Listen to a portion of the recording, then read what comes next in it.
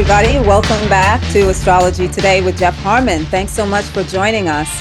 Well, we've got a new moon sneaking up on us once again. And today's topic is very, very interesting. Jeff's really going to delve into this one. It is, how much power does the astrology have over us? I mean, it seems to me it has quite a bit of power, Jeff. So let's get on with it. All right. Thanks for that. Yeah. Well, first I'll start. We definitely got a new moon coming in. When? This Sunday. Of course, that's if you live in the Western Hemisphere. You're going to find that at about 1:01 a.m. this Sunday, which is, of course, the 10th, we're going to have the moon conjunct the sun from Earth's perspective, which is what we call a new moon. And they're very, very powerful. Again, I always say the sun is the seed, the moon is the crucible, and the earth is where spirit manifests. So what's interesting about this, it's always a good time to do meditations and also intentions, also resetting energies is really, really powerful for that. And you'll feel it. If you get in touch with it, you can actually feel the energies weighing in as that new moon comes in. You'll notice it as you get into Saturday and Saturday night. There's a bit of a solemnness to it. So very powerful. This is actually happening in the sidereal zodiac at about 26 degrees, 7 minutes of sidereal Aquarius. It's happening in a lunar mansion that is ruled by Jupiter, Ketu, and Rahu. Now, that's an interesting one. Jupiter is always the spiritual life force energy, and the Rahu and Ketu are the moon's north and south nodes. So what does this mean? Well, it's a very karmic energy to this new moon. Now, I might add, each of us are going to have the new moon in a different house. If you got familiar with astrology or any of you know your charts, you'll notice that the sun goes through each sign about every 30 days, approximately, right? So those are called houses in our birth chart, the terrestrial houses. So wherever that's going to happen for you, that's kind of a new beginning in that sense. Like I've got it happening in the 8th house. God only knows where you all have it happening. But it's very powerful when it happens, because the 8th house is transformation, death and rebirth of ideas, new beginnings. See, so if you pay attention to this, and one thing's for sure, we are going to get new moons every single month for the end of what we call time. So it's a wonderful timer to keep a hold of. It is probably next to sunrise, noon, sunset, midnight. It is one of the most frequent things that happens in anyone's birth chart or in the world. So it's a really interesting thing to pay attention to. So this new moon's going to have a lot of power to it. They all do, but it has a kind of a spiritual releasement based on the nakshatra or lunar mansion that it's in. So that's a good one to keep attractive. And of course, we just had the speech by Biden, the State of the Union, right? And it's interesting, the clapping seemed to have more impact than the speech. But again, I'll quote George Carlin, forget the politicians.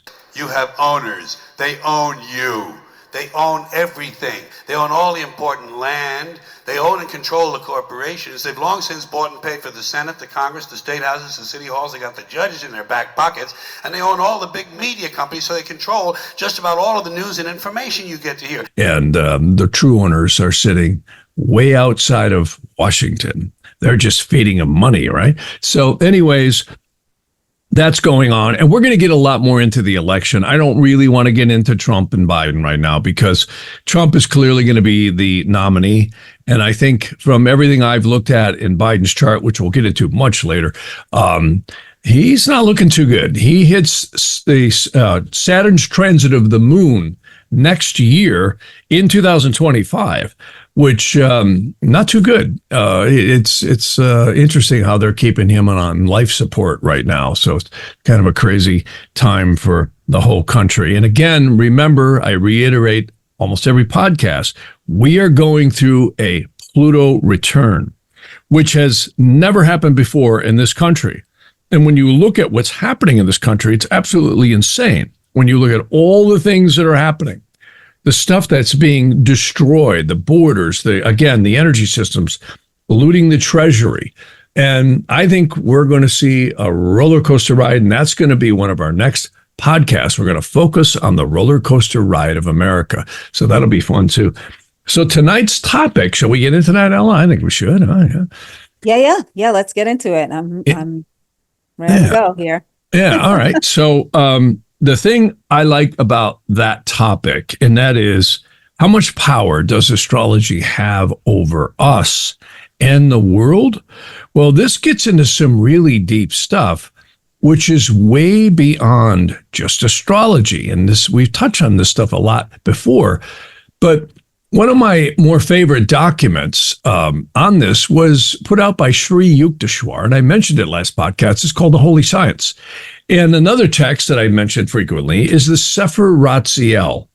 And both of these books, I think, are quoting a lot of very ancient sacred knowledge about just what is Earth, what is the solar system, what are the heavens, and what are the stars and the planets and all this stuff. And it's interesting because I don't believe, like most astrologers, that we are our astrology. And we've talked about this a lot, where many people say, oh, I'm an Aries, I'm a Pisces, I'm a Taurus, I'm a this, I'm a whatever your sun sign is. I think it's exactly opposite. I think we are, or the astrology is us, is a better way to put it. And the reason why I believe that is because that's my interpretation of exactly what the ancient texts say in India and the biblical texts. We come here to sojourn as a soul during these lifetimes, and all of us start out as an embryo. We will then be born into the physical world where the spirit is attached to the body at first breath. Then we grow. And every 7 years, we go through these cycles that are huge, right? When we're 7 years old, our baby teeth fall out. 13 going on 14, we know what happens there, right? Puberty. And you get nuts for the 7 years of Mars that you're in. See, each of the planetary periods are ruled by the 7 planets, 7 holes in your head, 7 days of the week, 7 halls of heaven. And, you know, I've been studying very deeply the various versions of one of the purported oldest texts in astrology, which is believed to be the Sefer Ratziel. Again, Sefer means book, and Ratziel is the archangel of wisdom of God, or the sweetness of God, or the divinity of God. There's many interpretations of the word Ratziel. Well, it's interesting.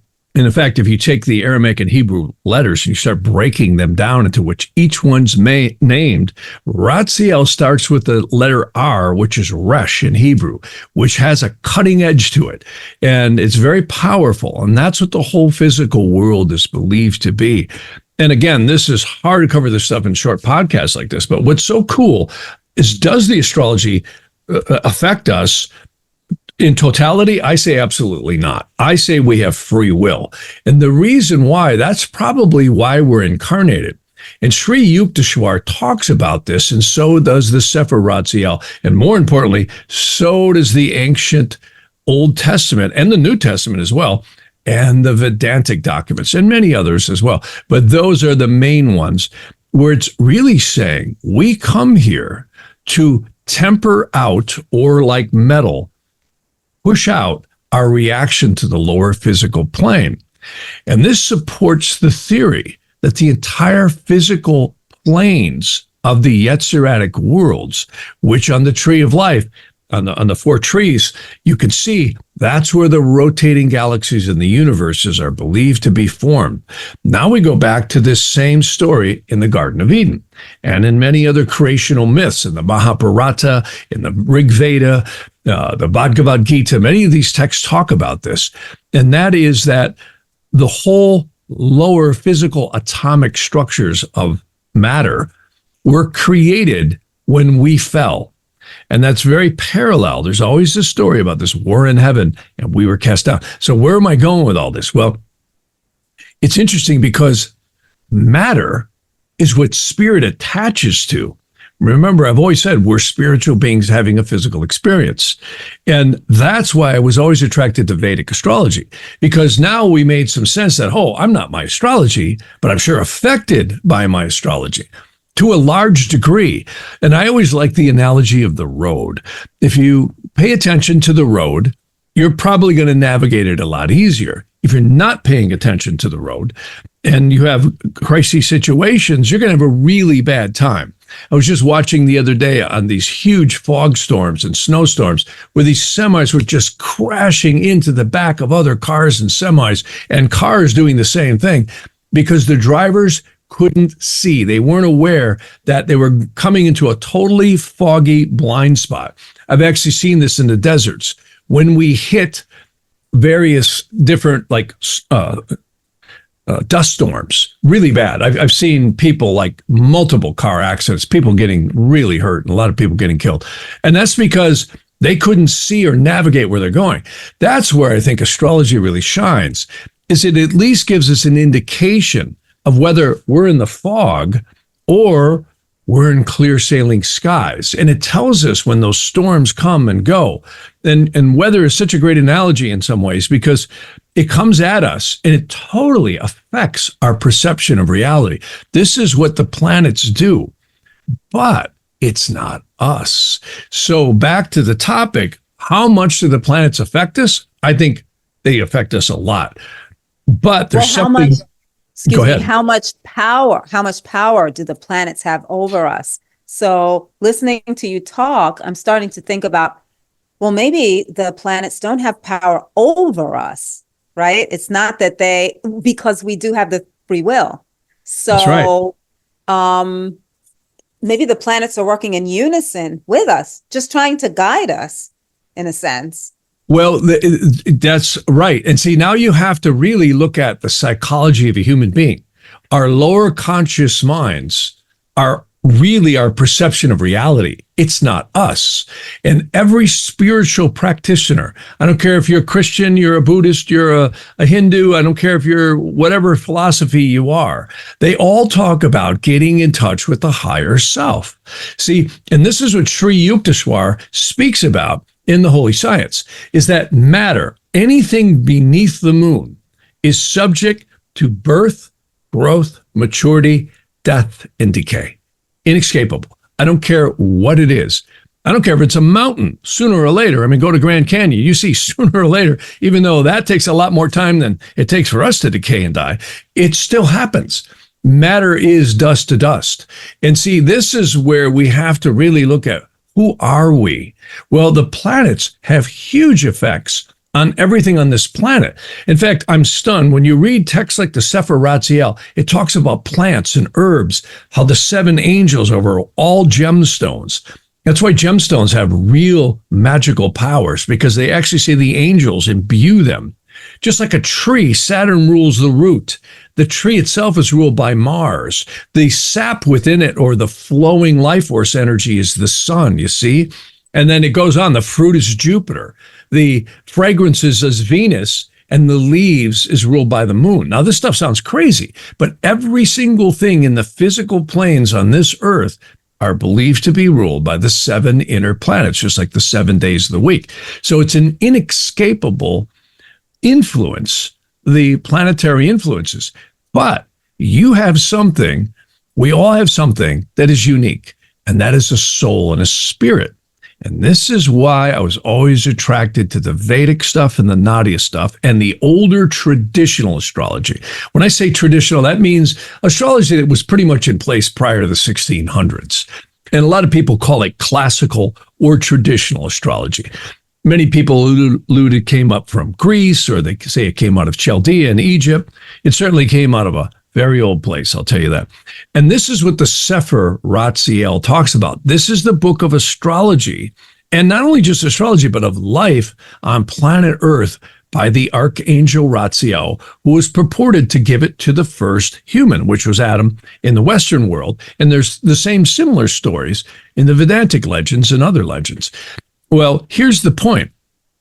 If you're looking out of the windshield of your life and driving your car, which is all our perception of reality, and you're only looking at the road, there's one thing you forget when we're a driver. The smart driver, if they see they can't see, the smart driver will pull over and stop. I used to have a friend of mine. He was a truck driver back in the 70s. He was a really dear friend of mine, and he really helped me out in my life. And he was an old truck driver. And he said to me, he said, when I see frost on my mirrors, he says, you know what I do? I pull over and that's it. He says, I shut it down because I know we're coming into ice and snow, and I got 80,000 pounds behind me. And he says, I'm not going to run in that. And he was really smart. And he ended up having a very bad accident with a friend who was driving, and he was in the sleeper, later lost a leg and was really hurt. But anyways, long story short, that's the same analogy for us. And this is where astrology is valuable. You can see when things are really foggy or heavy. Like my son, he's in a K2 dosha, and it's aspected by two malefics, but it's also aspected by benefics. And he's had a really hard time in life ever since he's hit this K2 dosha. And I really believe that the planets don't have so much power over us as they have the resonant influence on the soul's path. And let me clarify that a little bit more. We're all here learning lessons. And this is the interesting thing. I don't think astrology is just a bunch of sun signs. I think it's way more complex than anyone's ever going to figure out. And what's so unique about that is that it is the code of angels dropping that soul into this body at a certain point in time, and what we call time, which is really cycles. And when you add the eras and you add all the influences and modern technology of society, all that's amalgamated in there. We all seem to be sojourners coming back time and time and time and time again until the soul is purified and rectified or has had enough experience, and then we escape from Alcatraz and move on. And if you really stop and look at the earth, most of us are very upset a lot of times from the trials and tribulations we go through. But if we back it out and become the driver who pulls over and says, I'm not driving in this. This is meditation. This is mantras. This is taking time to just get in touch with who you are. This is what all the great thinkers talk about. And you stop driving and you pull over and you say, I'm not going to play this game anymore. I'm going to let the influences of the world go by, and I'm going to get in touch with the higher self. You see, that's when the planets react differently. Many of the yogis in India would say, they would literally say, if you got into certain meditative states, the astrology had no effect on you.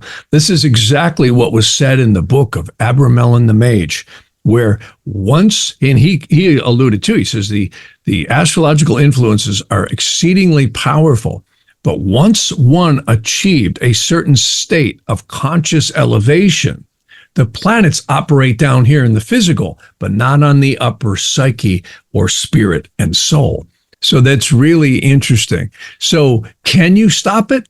Maybe not, because death itself is shown in the aspects of astrology, but that's only death of the physical body and the lower conscious mind's perception of reality. But remember, unlike AI, we are all multidimensional beings.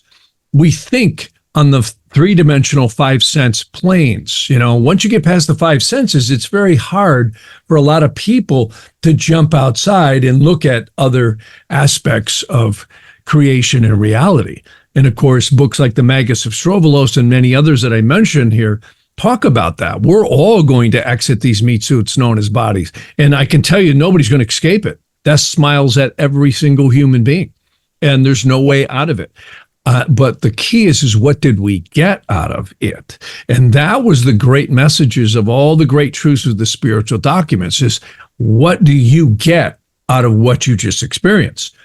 And, I had mentioned the book, Menot Yehuda, who that rabbi had found many disincarnate souls trapped in other people or in dimensions, and found that the hatred or all the stuff that they hung on to literally would keep them reincarnating and trapped. And Daskalos talks about this. And you'll find if you read many of the books we've mentioned, 30 Years Among the Dead and The Unquiet Dead by Dr. Edith Fiore, and of course, the Freeing the Captives, amazing books. Those are just a few. And there's many referenced in those books. They talk about how many individuals would will themselves healed after they had passed away, and they realize, oh my God, I can do that. See, but we tend to stay locked into our prisons of perceptions of reality. It's all expectation. It's all our perception of reality. which, when you think about it, you see these horrible situations that people get into, whether it's physically, legally, etc., the whole world. And when you step back and go, wait a minute, if I just release and I died today, what would happen?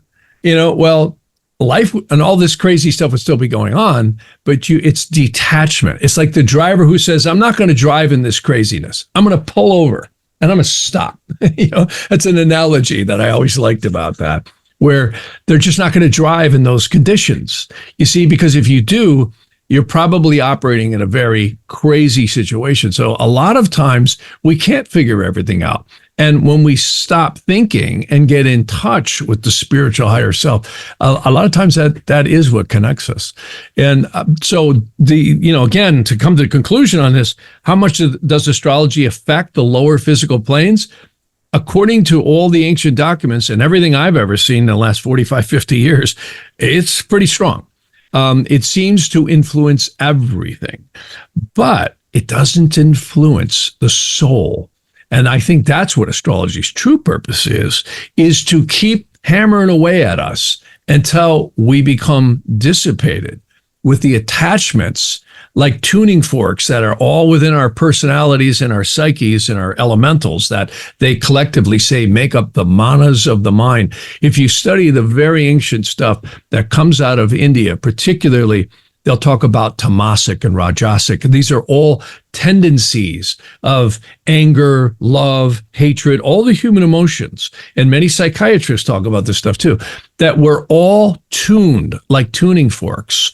And the more we keep getting those tuning forks struck, the less we become responsive and the more we start coming up into the higher portions of the self. There's many analogies to use on this, but that's certainly one that could be used.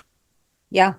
So if we can pull ourselves out of the mundane, maybe, definitely we'll be living life differently. That's for sure.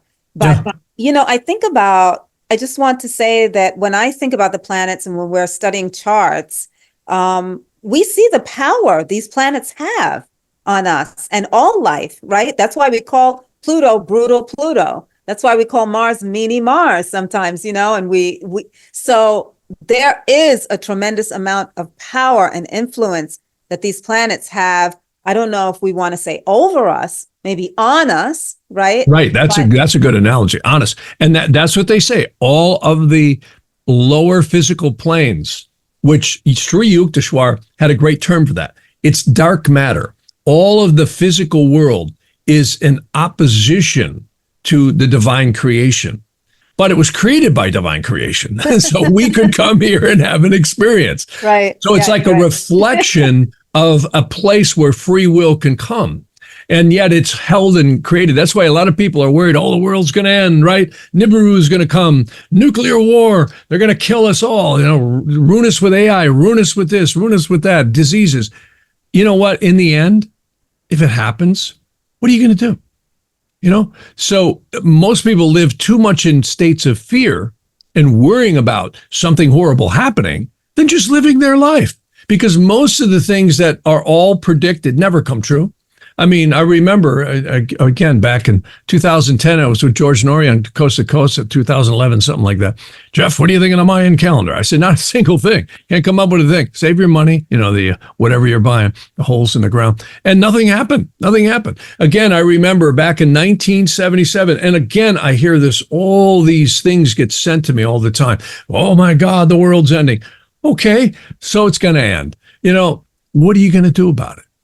So if we live in the moment and live in the now, we will still have the planetary influences on us, but it's our reaction is where the true free will comes from. That's the power, is the reaction. You see, just like the driver who saw, whoa, I got some fog coming up. I ain't participate. I'm pulling over because I'm going to get killed, right? The ones who didn't, just boom, they smash right into everybody. Just like, the driver that is not paying attention, texting on the phone, is not seeing everybody hitting the brakes and bam. So this is, again, sometimes some things are unavoidable. And it's kind of eerie how accurate astrology is, but I feel I have averted fate many times by just watching the planets and reacting differently than I would have done. Daskalos gives a great example of this in the Magus of Strovolos. He foresaw something that was going to happen, and then it actually unfolded just like he saw it. And at the last second, he realized it and changed his reaction, and it didn't happen the same way. Yet the event happened. See, the celestial mechanics of astrology, I don't think can be stopped in these lower planes.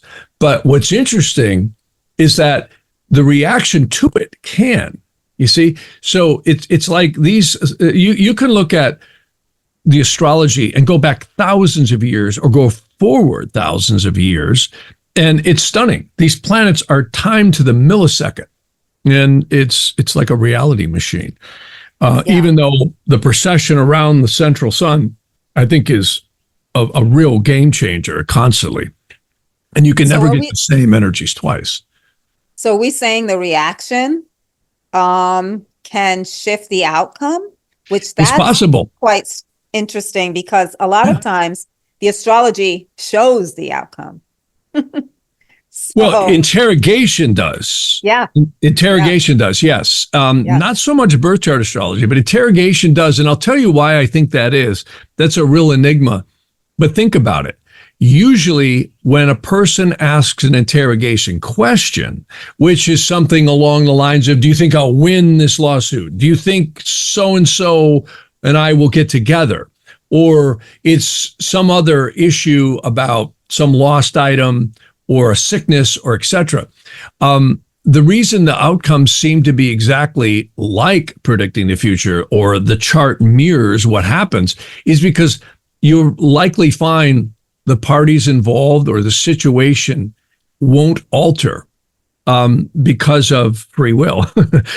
People have free will. And usually, like in a lawsuit, how many people who get really angry and say it's just a principle? I mean, that's like two boxers going in a ring and saying, you know what? I don't want to hurt them. I'm going to walk away. They won't. See, so people are very rooted in their perception of reality. This is the lower conscious mind in the flesh. And most people are so rooted in their reality structures that they're fearful of losing them. And that's why they'll keep on the same trajectory, because what got them in there in the first place is the belief that that's their, solace. You know what I'm saying? Yeah. And that's why it shows what it does in the astrology, in the interrogation astrology. Yeah. I've had great conversations with psychologists and psychiatrists about these types of things. So that's what most good psychology will do, is try and get us to examine our perception of reality and our belief systems, right? And some psychologists are very good at that, some aren't. But again, it's all, again, our perception of what brings us pain and pleasure and all these physical things, That's why most people you hear of who are truly saintly or priestly or, very sacred, they would become very detached to the engagement of the egoic interplay between the physical world. They would pay attention to the divine. Now, most of us are very engaged in our perception of reality. We're all pursuing things of success and so on and so forth. That, again, is our perception of it's going to give us freedom. It's going to give us security. And a lot of times it does. So we're all playing a different movie. Shakespeare was right. The whole world's a stage and we're the actors. But the movie is really, or the script is really, our perception of reality and belief of where the free will is. That's the movie. That's the movie right there. And the interesting thing is, most people don't examine that. I know I haven't. And, it's we all get to a point where we start looking at that. And now we start going, whoa, wait a minute. Is this movie I'm playing the one I want to be playing, you see? So again, it's all a perception of what's going to bring us pleasure, happiness, fulfillment, and all these emotional things. And this is why we will never be like AI, because AI is pure logic. I'm actually working on an AI project right now that's really fascinating and blows my mind. And what's interesting is how smart it is in terms of what we call smart. You see, and this is what's interesting is, what is smart? Well, there's a lot of definitions of smart. Some people say, it's an IQ test. How fast can you think? What can you know and remember? Well, smart also might be wisdom. Now, wisdom's a whole nother word than smart. Wisdom is realizing that creation is divine and that all that you touch and all that you see is yours to enjoy. But just like a piece of fruit, it started out as a little blossom, it grew and it came, you're going to eat it and it's going to be gone, right? So it's like when we see our loved ones pass away, nobody's here too long. So the real issue is it's the sojourn and the journey of the soul. And that's why I really believe the Vedic and the Nadi astrology, its tenets of philosophy is once we start rising above the lower, dense, darker reflection of reality or perception of it, that's when we ascend up. And they claim there are spiritual worlds all over the place, that are multiple dimensions. There could be, again, hundreds and hundreds of dimensions of this stuff. Some people say they're infinite, stacked on top of one another. So no one really knows. I personally believe the 49 dimensions and 49 subdimensions is more than vast enough for my perception of reality. I can't even get that one. But so back to the subject at hand. Yes, do the planets influence us? You bet they do. And I think they influence all matter in the lower physical planes. But it's not us, because we are not just the conscious mind. And this is the spirit, the soul, the intuition, the consciousness, all this stuff, or the conscience that has always been mentioned throughout the ages about humanity and our sojourn here on Earth. Yeah. Really great. Really great. Thanks so much, Jeff. Thanks for this. And thank you all for watching every Friday. We appreciate you so much. Tap into that new moon happening on Saturday at 1 a.m. Have a great week ahead, and we'll see you next time on Astrology Today with Jeff Harman.